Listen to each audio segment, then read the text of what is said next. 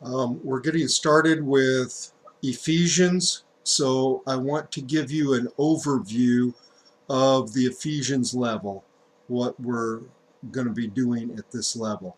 And remember, I'm going to emphasize the level stuff so that we can get through Ephesians a lot quicker than we have been doing with the step-by-step type of way that we were doing it before. Um, Ephesians is where we get serious with God. We have really been in an introduction to the path so far. We've learned Romans, the gospel, the 7 parts of the gospel. We've learned how to meet. We've learned how to do Yeshua's prayer for recovery, and we've also learned how to use Yeshua's prayer for growth. And Yeshua's prayer is something that you don't just learn academically. It's something that you have to do and practice in order to grow in it, because it's not a matter of just going through the 7 parts. It's a matter of using those 7 parts to grow in holiness, to get closer to God, to start fixing certain areas in your life that need to get fixed. And then we went into Galatians, where we learned the difference between the true gospel and the false gospel. And this got us back into Romans to learn some details of it that we may not have, really clicked before. And so, but that was very academic, because you have to learn how to explain the gospel to people. That's one of the things that apostles do. And so you've got your notebooks for that purpose. Now we're going into Ephesians, and Ephesians is where we start ramping it up. This is where we're going to spend a lot more time with God. We're going to use the growth use of the prayer, but we're going to spend more time doing it so that we can do more growth. Okay? The test for Ephesians is the faith test. This means that you're going to get something's going to hit you. God is going to provide this test for you.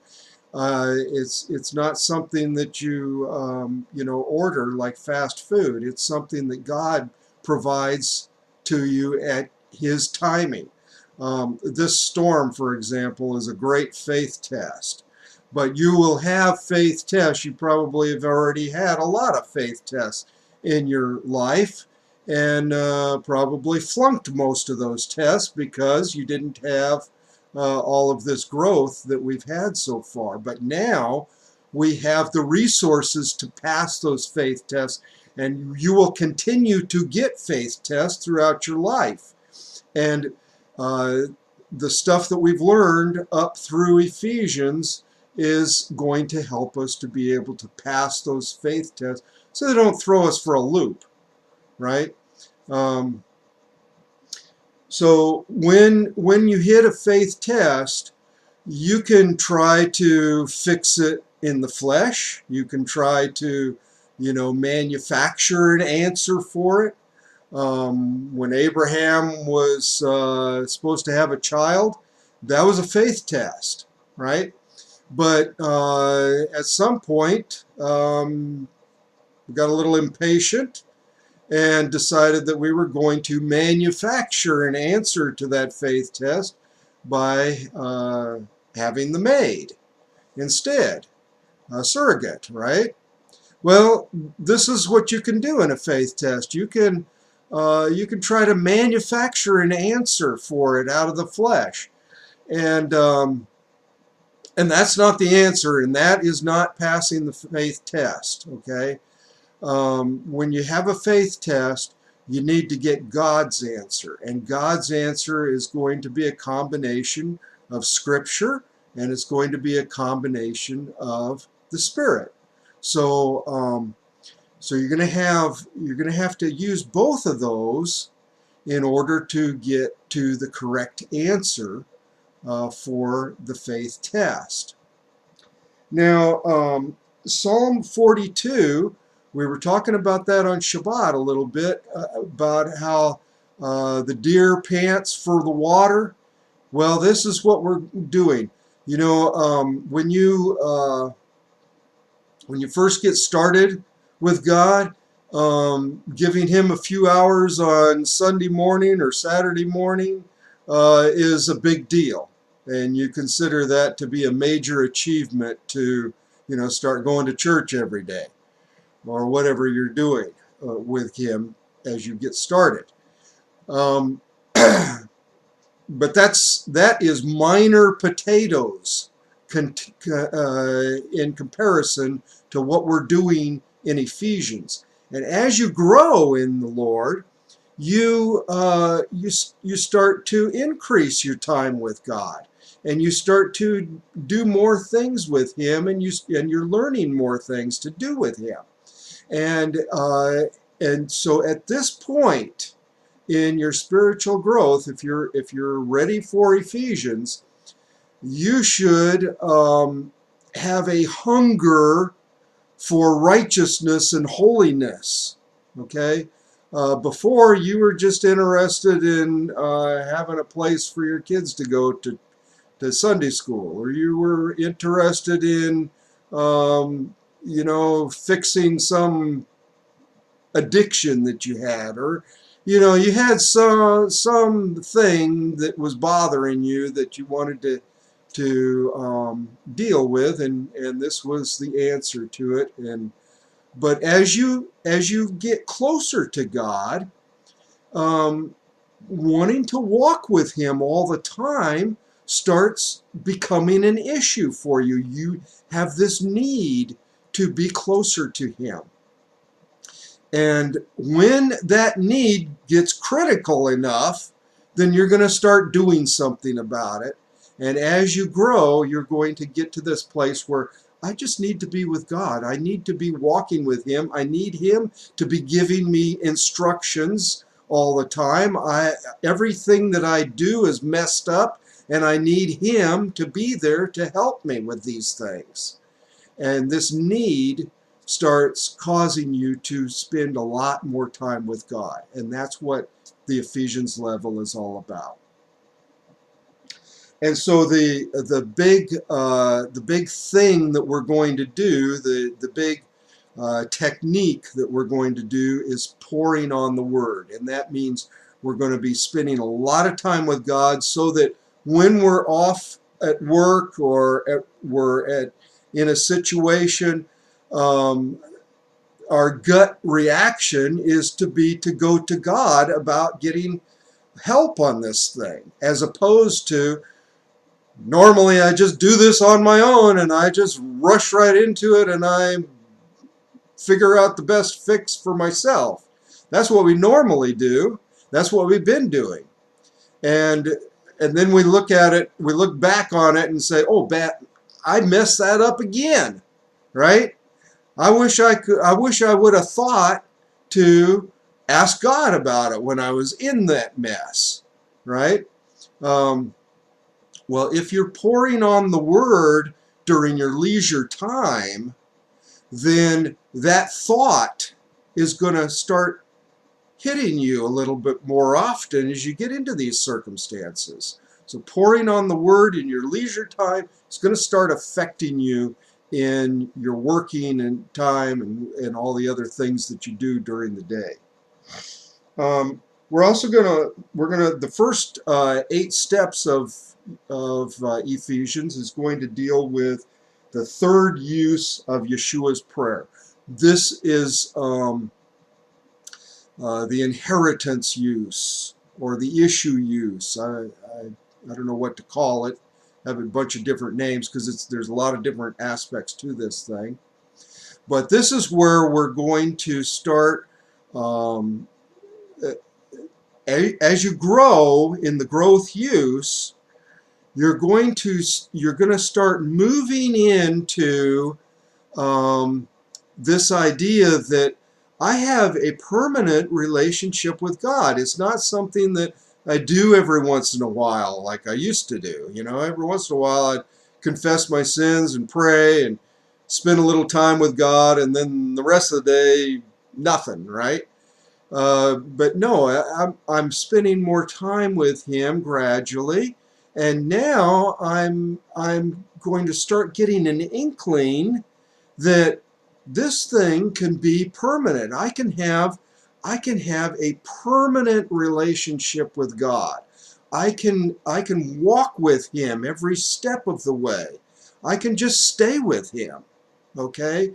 And this is not something of a stranger going to someone to get help.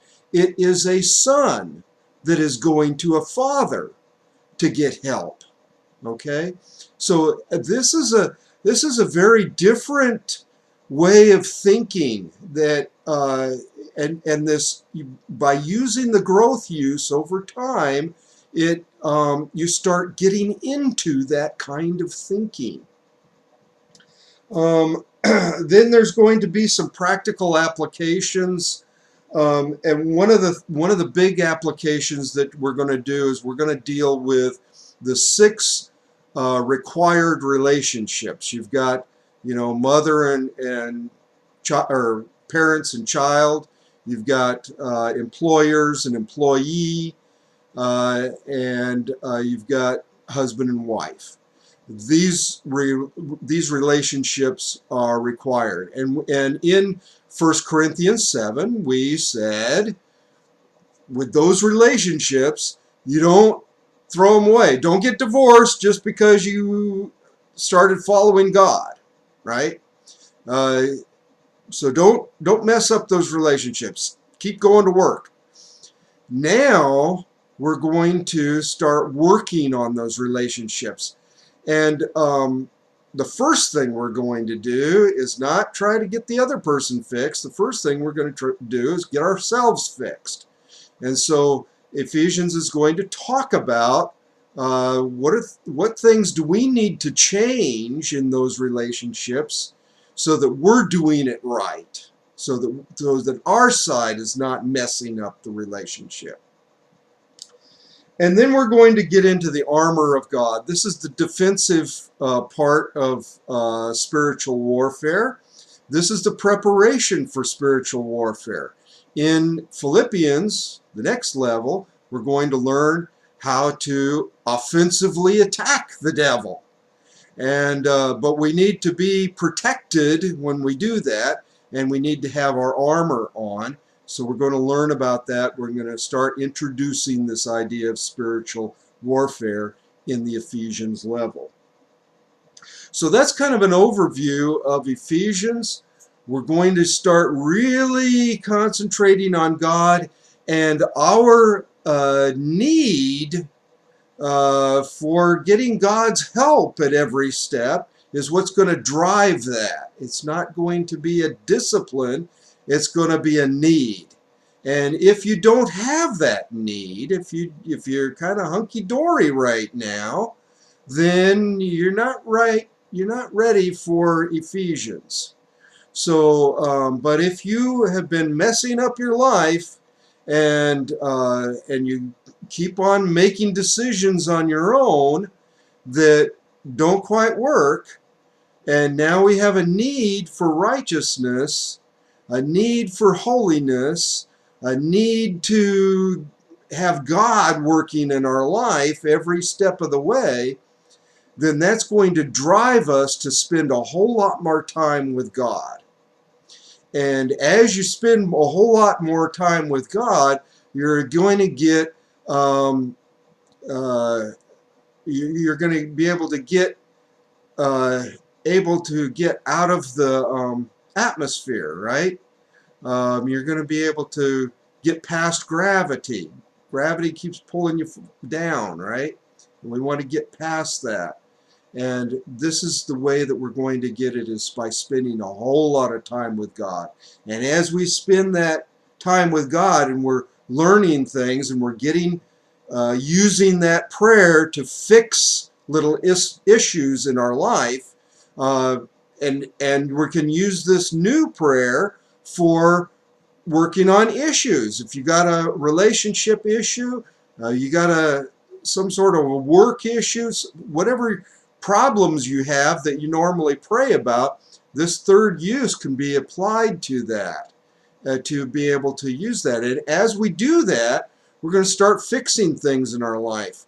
And that is going to get us to the position where we're going to start doing things naturally at work and so forth, that are going to involve God instead of doing things on our own. So that's kind of an overview of Ephesians, where we're going. Start reading in Ephesians. Start looking at it. Look at the books as far as the steps are concerned, and but just reading the passages over and over. This first section on the third use of Yeshua's prayer covers the first 3 chapters of Ephesians. So just concentrate on those areas and just doing a lot of reading, spending a lot of time with God, doing the growth use of Yeshua's prayer in order to make that a habit and make that comfortable for you. You want it to be comfortable for you. As long as it's a foreign thing, you're concentrating on the details of the prayer and you're not concentrate on what you're praying about, right? And so, but by doing this 3 times a day, we can get to the place where we're comfortable with it, and we can start moving from thinking about how to do it to thinking about what we're doing with it. Okay? So Ephesians Overview. Start reading.